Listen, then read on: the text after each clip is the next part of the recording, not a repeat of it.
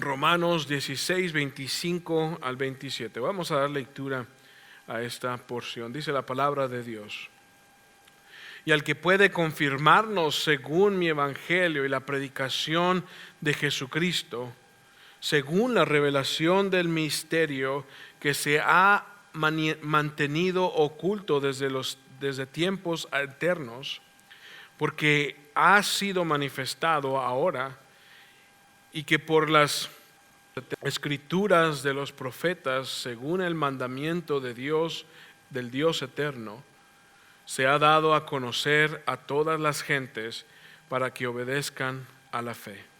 Único y sabio Dios, sea gloria mediante Jesucristo para siempre. Amén. El final del libro de los Romanos, Pablo termina con una doxología. La palabra doxología es el origen del griego, que viene de la palabra doxa, que significa gloria o alabanza, y logos, palabra que significa palabra, significa discurso, palabra hablada. Entonces esta es una alabanza hablada, una palabra de alabanza, una palabra de gloria, es lo que significa doxología. La Biblia está llena de muchas doxologías durante todo el Antiguo Testamento y en el Nuevo Testamento. En el Antiguo Testamento era común terminar ciertas declaraciones de Dios con una doxología.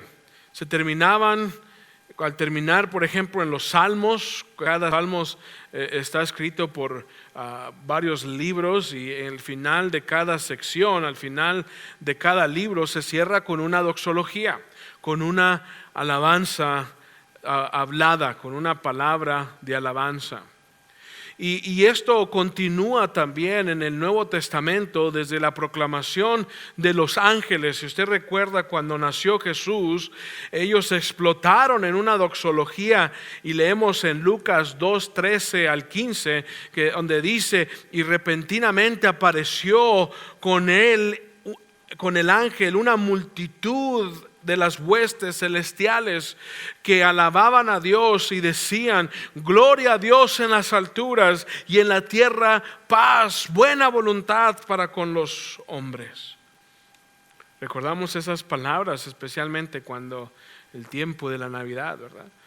Vemos esa doxología de los ángeles, de los seres divinos, de los seres celestiales, de los ángeles adorando en palabra a Dios, adorando la obra de Dios, porque Jesús había venido al mundo.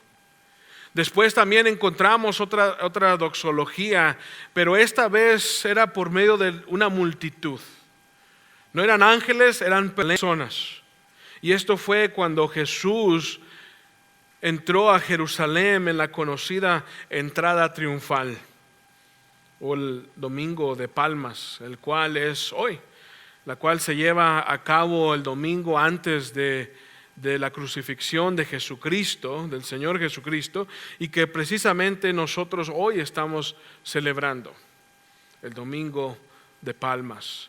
Algo que podemos nosotros notar de esa doxología que la multitud hacía, que la encontramos en Mateo y en Marcos, en todos los evangelios, hablan de la gran entrada triunfal, que esta multitud, esta gente, estos que estaban gritando: Hosana, Hosana al Señor, Hosana, que significa ven y sálvanos. Era una doxología para el Mesías, y que él iba entrando a Jerusalén en la entrada triunfal. Y algo que vemos aquí, que esta multitud, y algo que podemos tomar mucho en cuenta, de que esta multitud, unos días después, ellos eran los que estaban gritando: crucifícalo, crucifíquenlo. ¿Qué pasó con la adoración a Dios? ¿Qué pasó con la alabanza a Jesús? En un momento ellos estaban alabándolo, en otro momento estaban pidiendo que lo mataran.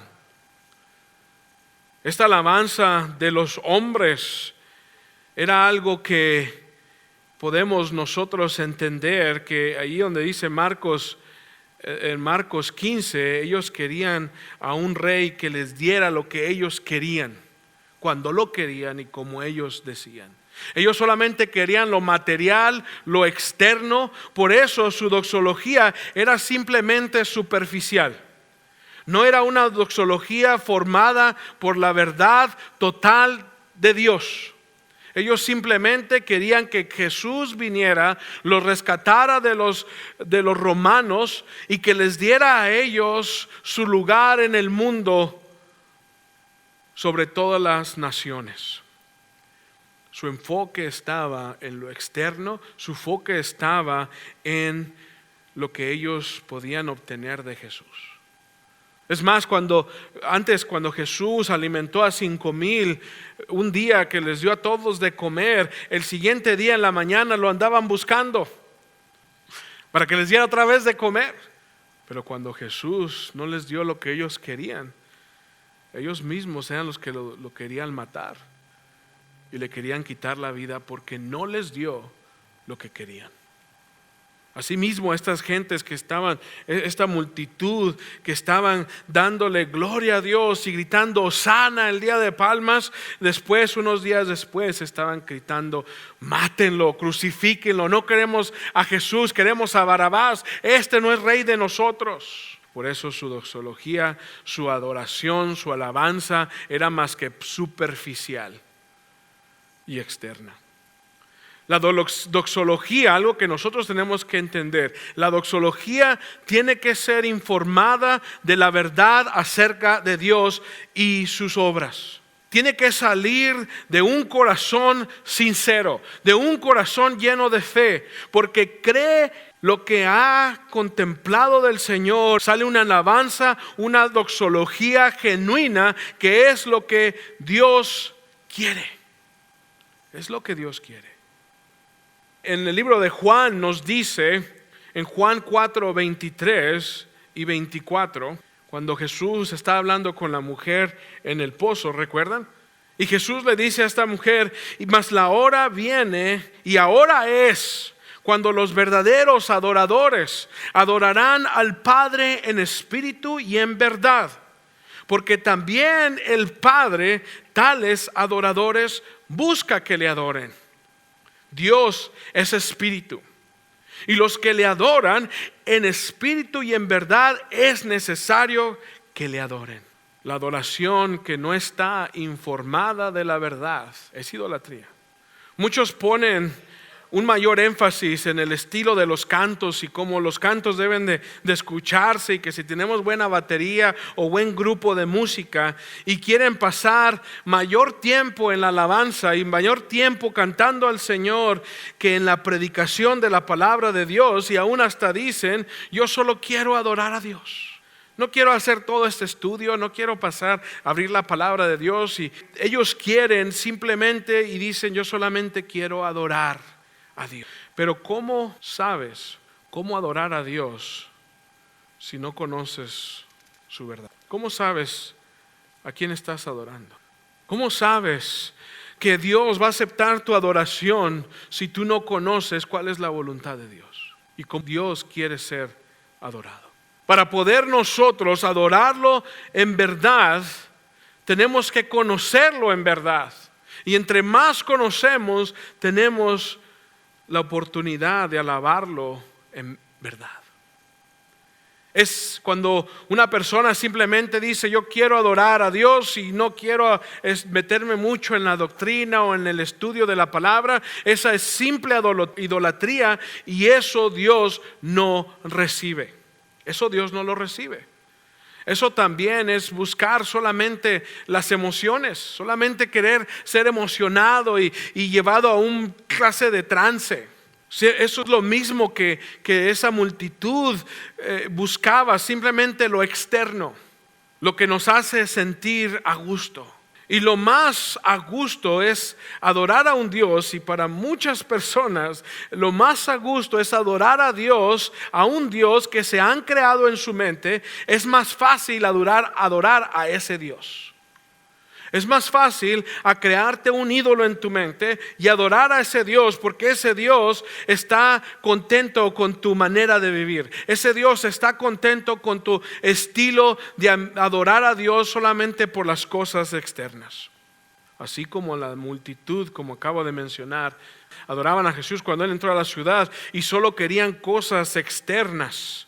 Así muchos siguen buscando solamente emociones. Y cuando en alguna iglesia no sintieron una emoción, dicen aquí no está Dios. Es más bien, cuando nosotros conocemos más la verdad de Dios, tiene que resultar en una alabanza a Dios. Esta es la correcta respuesta al estudio de la palabra. No podemos tampoco llenarnos de estudio y de estudio y nunca nos lleva a una adoración genuina a Dios. Esa es una doctrina sin ningún propósito. Es simplemente un ejercicio mental de conocer a Dios para ver qué tan inteligente soy yo, o cuántas cosas sé, o cuántos versículos digo. El estudio de la palabra de Dios, el estudio de las doctrinas bíblicas son con el propósito y deben de ser con el propósito de llevarnos a una adoración a Dios más profunda y más sincera. También nosotros encontramos varias doxologías, no nada más en esos dos lugares en el Nuevo Testamento, lo encontramos en varias, en las epístolas, y hoy precisamente nos encontramos en una de ellas. Este es el final del libro de los Romanos, que hemos estudiado ya por completo, verso por verso. Aquí encontramos una doxología en el cual Pablo explica en una adoración a Dios, una alabanza a Dios por el Evangelio. Este es un resumen de todo el libro, donde acabamos de leer a Romanos 16. Es una especie de resumen en adoración. Él concluye con una alabanza a Dios por todo lo maravilloso que Dios ha hecho en su Evangelio. Este tema del Evangelio es el tema que Pablo ha llevado en todo el libro de los Romanos. ¿Usted quiere saber de qué se trata el libro de los Romanos? Es el Evangelio de Dios. Si miramos en el capítulo 1, y vamos a ver una similitud a la doxología de Pablo en los primeros 6 versículos, que dice: Pablo, siervo de Jesucristo, llamado a ser apóstol, apartado para el Evangelio de Dios, que Él había prometido antes a sus profetas en las santas escrituras, acerca de su Hijo, nuestro Señor Jesucristo, que era del linaje de David según la carne, que fue declarado Hijo de Dios con poder según el Espíritu de santidad por la resurrección de entre los muertos, y por quien recibimos la gracia y el apostado para la obediencia de la fe en todas las naciones por amor de su nombre. Se oye casi igual con lo que está hablando Pablo al final en la doxología. Habla del Evangelio de Jesucristo. Habla que este es el Evangelio que es acerca de Jesucristo, la predicación de Jesucristo. Habla que de este Evangelio puede confirmarnos, y esto vamos a hablar más en detalles, nos puede confirmar. Habla de cómo fue revelado desde el Antiguo Testamento, desde antes esta revelación de Cristo había sido dada por medio de las Escrituras. Y esta también nos lleva a que nosotros vivamos de una vida distinta. Este también es todo en lo que el tema de todo el libro de los Romanos. Son como en 3 partes. Usted puede dividir las 3 partes de Romanos. Primero es el pecado, las consecuencias del pecado, cómo está la humanidad, del capítulo 1 al capítulo 3. Y después habla de la salvación que encontramos en Cristo Jesús, y eso lo podemos ver desde ahí del final del capítulo 3, aún todavía hasta el capítulo 8. de la obra de la salvación de Dios, lo que Él hizo por nosotros, y nos da el Evangelio, cómo podemos nosotros estar reconciliados con Dios, y la obra de Cristo Jesús, que al final en el capítulo 8 Él nos dice lo maravilloso que nosotros tenemos en Cristo Jesús, el Espíritu de Dios, y que nada ni nadie nos va a separar de su amor. Y después, esta es la segunda parte del libro de los Romanos, y después nos habla de cómo nosotros tenemos que vivir la vida cristiana. Las relaciones entre nosotros, los demás, los hermanos, el gobierno, todas las relaciones, cómo nosotros nos tenemos que nosotros vivir esta vida cristiana, esta nueva vida. Entonces esas tres partes las miramos en este resumen también al final de este libro. Pablo escribe y nos da 4 puntos del Evangelio en esta doxología. Vamos a mirar, número 1, el Evangelio que afirma. Número 2, el Evangelio acerca de Jesús. Número 3, el Evangelio revelado. Número 4, el Evangelio de Dios para su gloria. Y como ustedes pueden ver, es el Evangelio en todo el libro de los Romanos, y termina con una adoración a Dios por su Evangelio, por sus buenas noticias. Es lo que Evangelio significa. Por las buenas noticias de salvación que Él ha cumplido para que nosotros podamos entrar y estar en su familia. Este es el Evangelio del Señor. Ahora vamos a mirar, número 1, el Evangelio que afirma. El Evangelio que afirma, Romanos 16. Abra sus Biblias ahí junto conmigo. Versículo 25. Y al que puede confirmarnos según mi Evangelio. Y el que puede confirmarnos. ¿Quién puede confirmarnos? Número 1, tenemos que notar que cuando dice aquí, y al que puede, el único que puede es Dios. El único que tiene el poder de transformar una vida es Dios. Nadie más. No podemos cambiar nuestras vidas nosotros mismos, mucho menos podemos cambiar la vida de alguien más.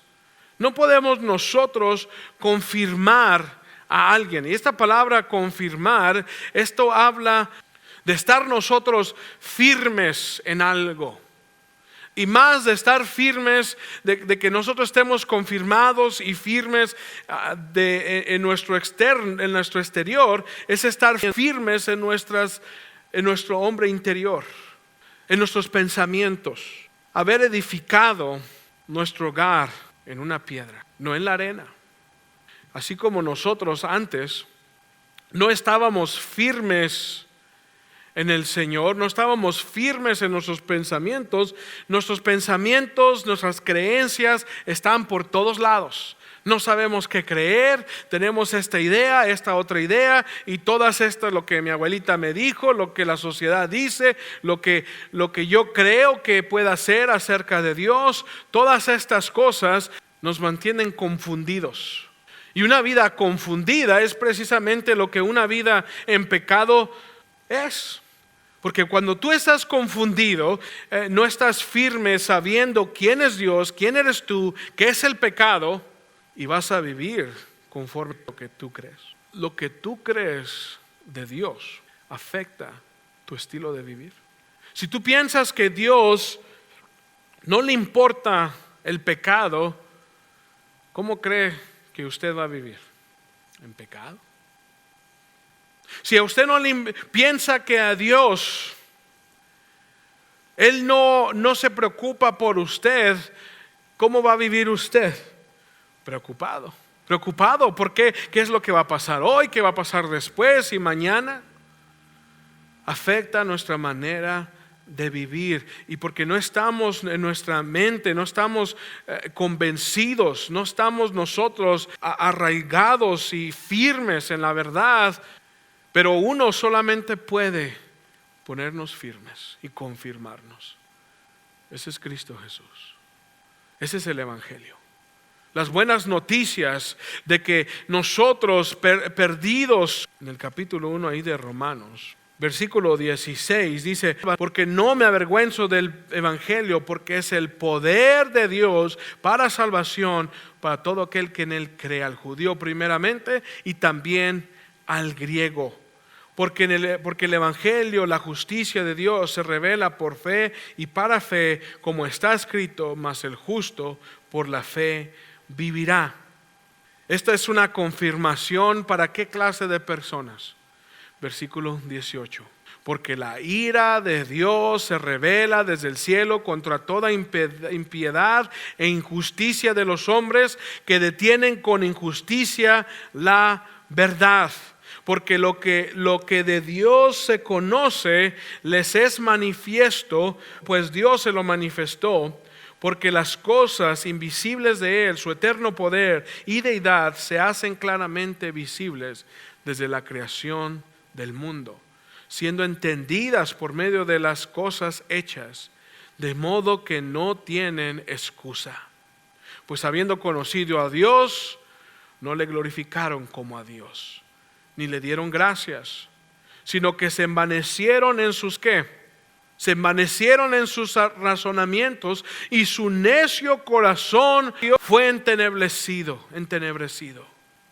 Profesando ser sabios, se hicieron necios y cambiaron la gloria de Dios incorruptible en semejanza de imagen de hombre corruptible, de aves, de cuadrúpedos y reptiles.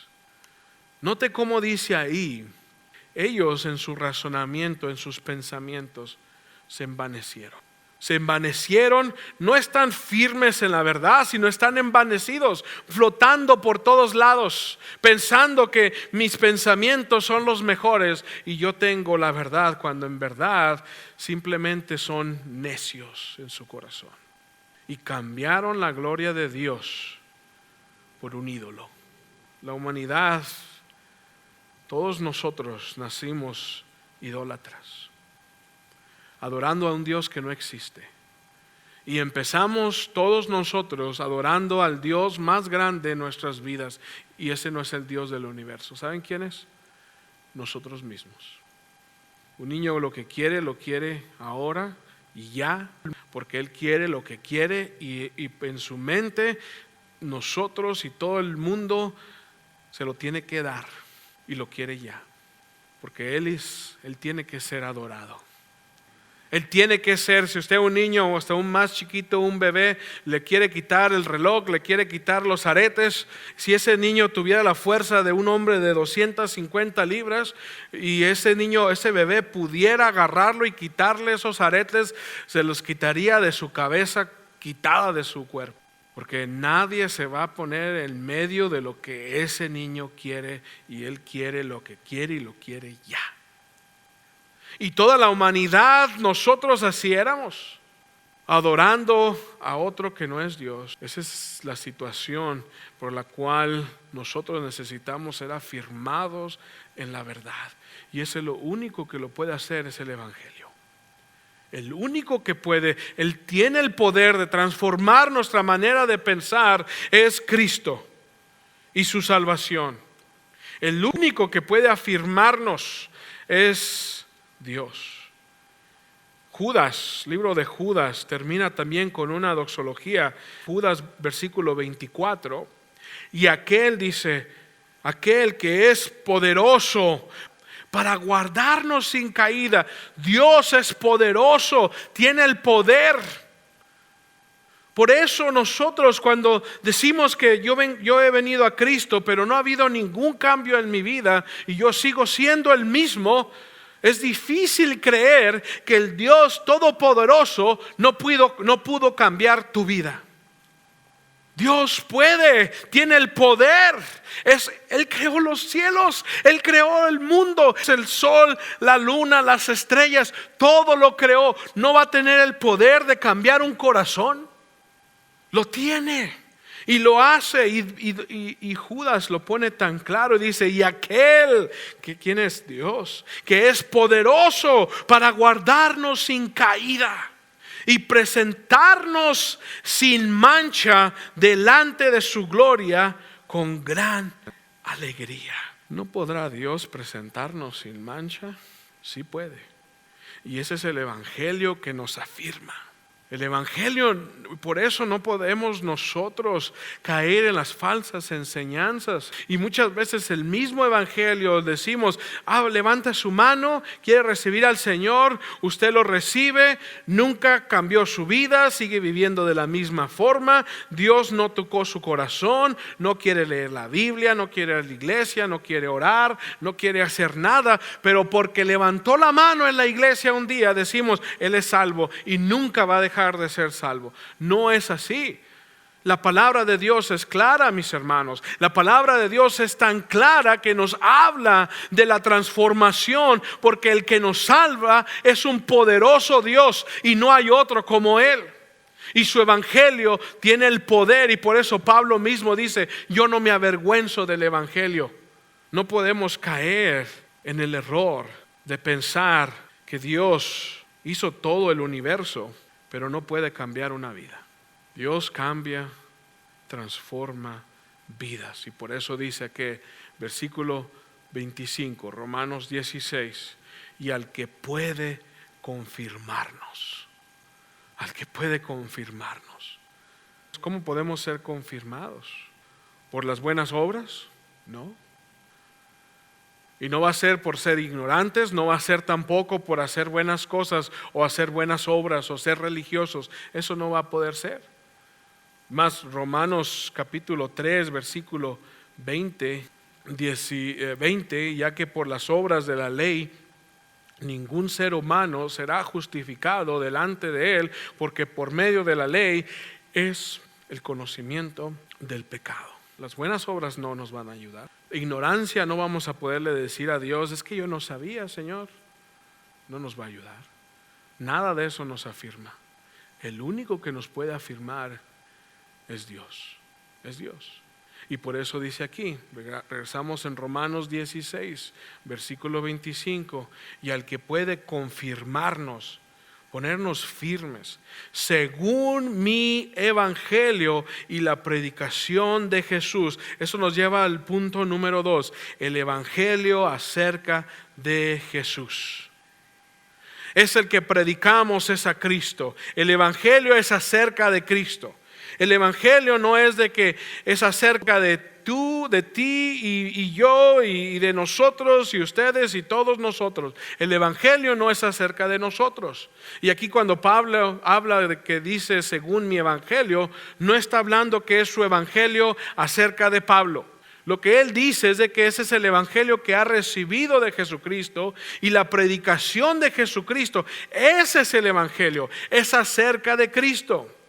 La fe viene por escuchar. ¿Escuchar qué? El mensaje acerca de Cristo. Este es el mensaje de Cristo. Que Cristo vino del cielo, murió por nosotros para pagar por nuestros pecados, para poder declararnos inocentes delante de Dios. Ese es el evangelio acerca de Jesucristo. Que Cristo descendió del cielo, tomó forma de hombre, vivió una vida perfecta, sin pecado, y Él fue a la cruz a morir por nuestros pecados, a tomar nuestro lugar, porque algo que leemos en Romanos también, que nos dice el pago del pecado es muerte, mas el regalo de Dios es vida eterna. ¿En quién? En Cristo Jesús, nuestro Señor. Cuando Cristo murió en la cruz, Él estaba pagando por nuestros pecados. Él estaba pagando por cada uno de ellos, pagándole a Dios, pagándole lo que nosotros debíamos, pagando una deuda que Él no debía por la deuda que nosotros debíamos. Esa es una deuda eterna, más grande que la deuda externa de cualquier país. Era una deuda que ni toda la eternidad en el infierno nos alcanzaría a pagar. Por eso el infierno es eterno, no tiene final, porque esa deuda no se puede pagar, no la podemos pagar.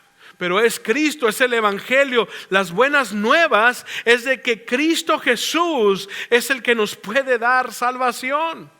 Es el que nos puede librar del pecado, es el que nos puede rescatar de las garras del enemigo. Y lo hizo en la cruz. Por eso es la predicación de Cristo Jesús. No predicamos a nadie más ni nada más.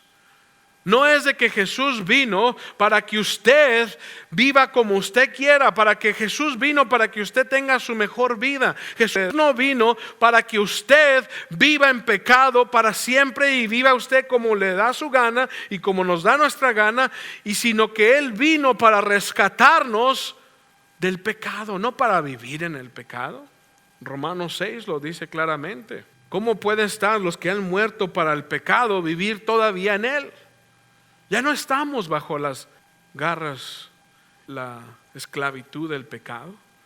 Cristo nos rescata, por eso es la predicación de Jesucristo. Él es el que debe de ser predicado.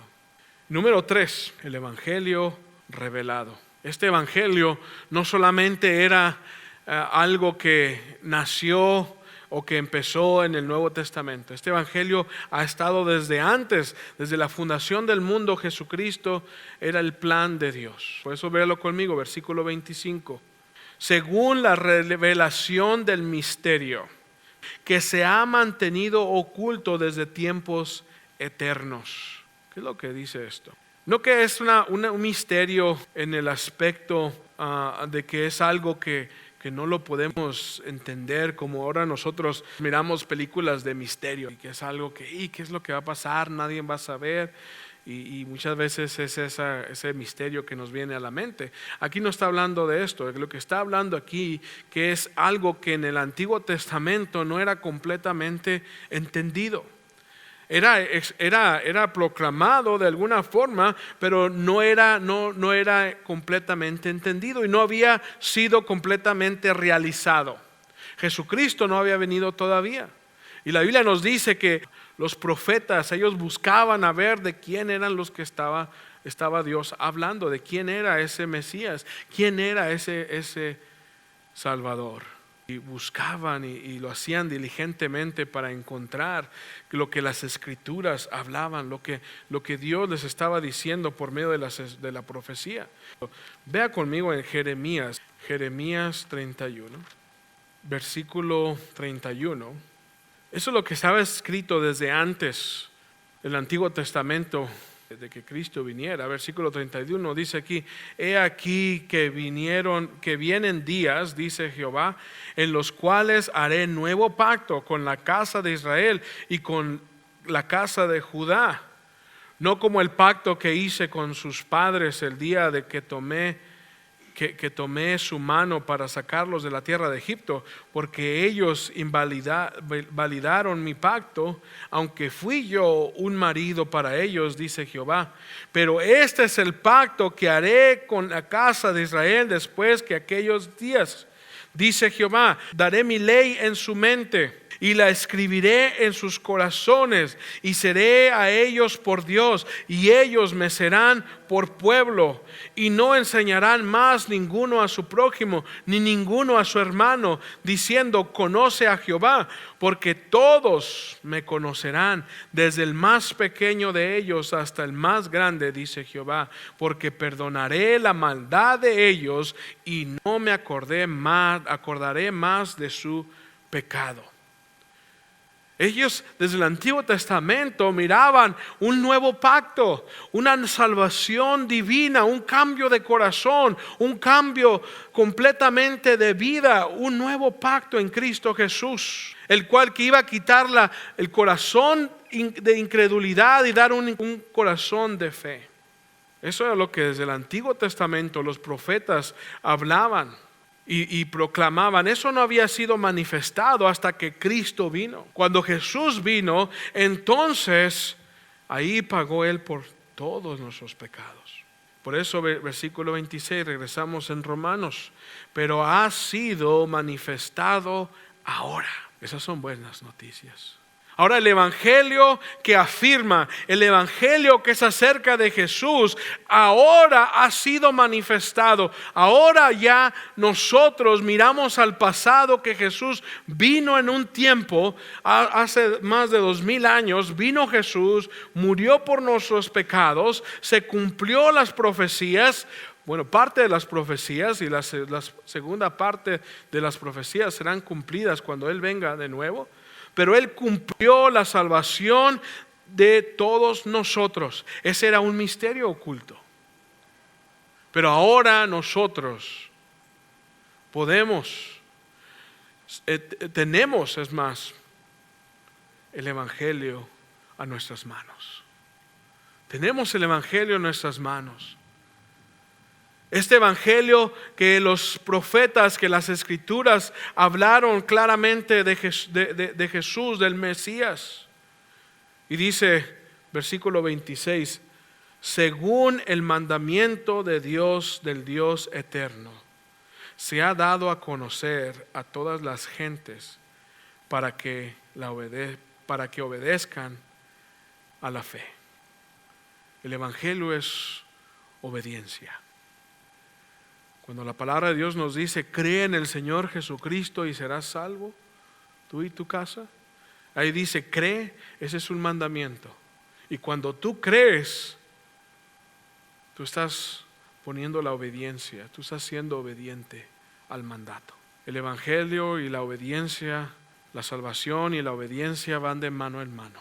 No es de que yo creo, pero yo no soy obediente al Evangelio. No es. Y es más, aquí lo dice el Señor, ese es el mandamiento eterno de Dios. Según el mandamiento de Dios eterno. Dios en las Escrituras se ha dado a conocer a cada uno de nosotros, al mundo. Dios había dicho a Israel que no solo llamaría a justicia y rectitud, sino que también la pondría como la luz a las naciones. Y esa la luz es la luz del Evangelio, nos dice el pastor MacArthur. Esta salvación es la que nos afirma. Esta salvación ha sido revelada. Ahora nosotros podemos estar afirmados, confirmados en una verdad que nos puede mantener de pie. Porque el que nos mantiene es Dios. El Evangelio es el de Dios. La salvación es de Dios. El Evangelio es acerca de Jesús. Entonces, si usted ha tomado notas, vea que esta es una alabanza. Y en esta alabanza, en esta doxología, Pablo le está dando a Dios gracias por esta hermosa salvación que encontramos en Cristo Jesús. Y al final, versículo 27, termina con una explosión de alabanza a Dios. Por eso dice versículo 27, al único y sabio Dios. ¿Por qué dice eso? Porque este es el plan de Dios, este es el mensaje de Dios. Esto no fue inventado por los hombres, esto no fue inventado por unos hombres muy inteligentes. ¿Qué clase de Dios sería ese? Si fuera creado por los hombres, si Dios fuera un ser creado, un ser creado divino por los hombres, nosotros tenemos la tendencia de crear cosas de acuerdo a nuestra imagen.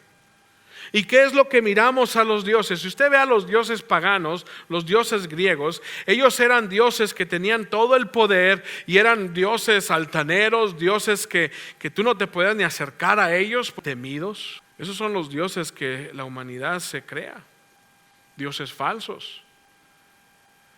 ¿Quién va a salir que, yo voy a crear a un Dios? Y este Dios que creó todas las cosas, que nos creó a nosotros, va a descender del cielo, va a tomar forma de hombre y va a ser crucificado en una cruz como malhechor y va a morir en esa cruz y después, según los que creen en él, piensan que resucitó. ¿Qué clase de Dios es ese? Para muchos es una tontería, pero la Biblia nos dice por qué hizo eso. Por eso, si usted mira la película de la Pasión de Cristo, si tiene oportunidad de verla, véala. Pero solamente algo se queda corto esa película, que no le va a decir por qué toda esa violencia, por qué tanta sangre, por qué lo hizo. No le va a decir eso. Pero la Biblia lo va a aclarar, lo va a afirmar, que lo hizo por amor a mí, pero más sobre todo por amor a su gloria, a su nombre. Porque Él es el que va a ser glorificado. Por eso dice Pablo, al único sabio Dios, sea la gloria mediante Jesucristo para siempre. ¿Por qué al único sabio Dios? ¿Por qué a Dios es la gloria solo a Él? Porque la salvación es de Él, para Él. Nos tenemos que dar cuenta que nosotros somos más que un regalo para Cristo. Dios nos salvó, nos rescató y los entregó como un regalo a su Hijo Jesucristo. Los tomó y Él dice: no perderé a ninguno, y Él paga por sus pecados, nos limpia y nos establece por medio de su evangelio para presentarnos al Señor. Esta es la obra de Dios, no la obra del hombre. No es la obra no la obra de hombre, es la obra de Dios, porque Dios es el que salva, Dios es el que se va a llevar la gloria. Dios es el que merece la gloria, no yo. Si yo tuviera algo que ver con mi salvación, yo tuviera algo de qué gloriarme. Yo podría tener algo de decir: bueno, si no fuera por mí que yo lo acepté a Dios, si no fuera por mí, Dios no pudiera salvarme. Entonces ya tendría yo algo de qué gloriarme y decir: qué inteligente soy, ¿no? Que vine a Dios. Qué inteligente soy, que me pude arrepentir y pude tener fe.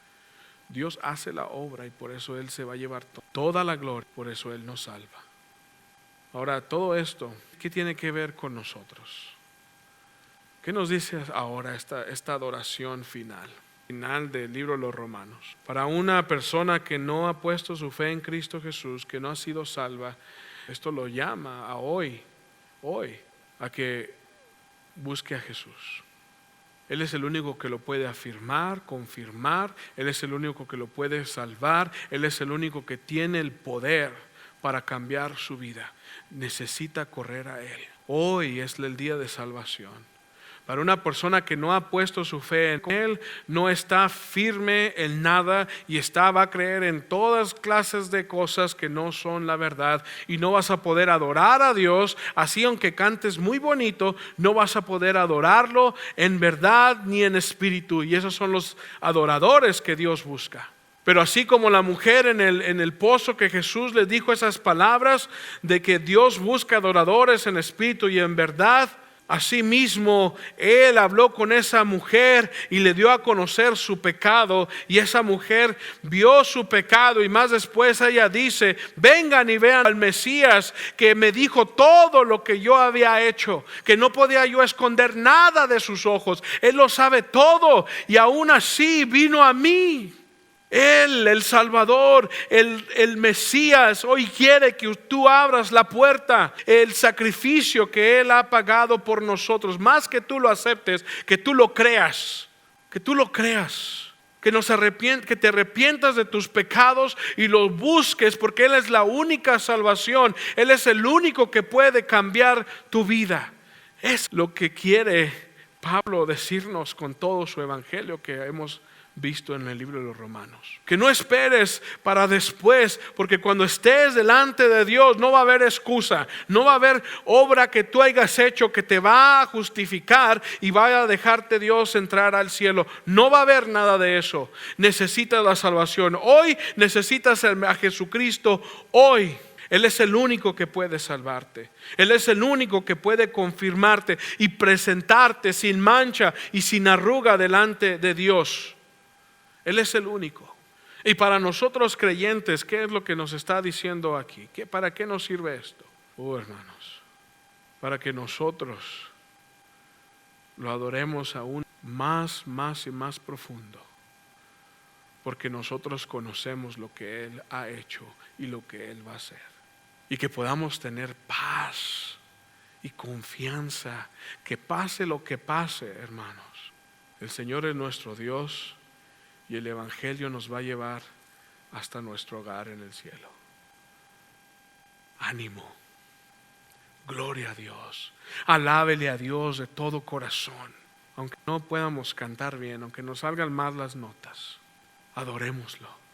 Y cada vez que lo conocemos más y miramos y venimos al estudio de su palabra y lo estudiamos más, es para llevarnos a una adoración más profunda de Él. Y que explotemos en una doxología así como Pablo y le demos la gloria a Dios por todo lo que está haciendo, por todo lo que hizo y por todo lo que va a hacer. Porque Él merece la gloria y se la vamos a dar. Y tenemos que aprender más y conocerlo más para darle más gloria a Dios. Para poder nosotros alabarlo con todo nuestro ser, con todas nuestras fuerzas, con toda nuestra vida. Dios, Él lo ha hecho para que Él sea glorificado. Por eso tenemos que conocerlo más. La alabanza a Dios, recuerde, Él no va a aceptar una alabanza a medias, superficial, externa. Él acepta una alabanza de aquel que ha sido rescatado. Y ese es el único evangelio que nos puede, el único evangelio es el evangelio de Jesús que nos puede presentar a Él sin mancha y sin arruga. Amén. Gracias, Señor. Gracias, Padre. A ti sea la gloria, Señor. A ti sea la honra. Este evangelio que te pertenece a ti, Señor, que nos declara a Jesucristo, que tú nos llamas a creer, que tú nos llamas, Señor, a vivir. Este evangelio que nos va a llevar hasta nuestro hogar en el cielo. Te damos gracias y te damos la gloria por él. Gracias, Señor. Que no es por nuestras obras, no es por nada que nosotros hayamos hecho, sino que tú lo cumpliste en la cruz. Y tú eres el Rey de Reyes, Señor, que reina primero en nuestros corazones para la gloria de Dios Padre. Gracias, mi Jesús.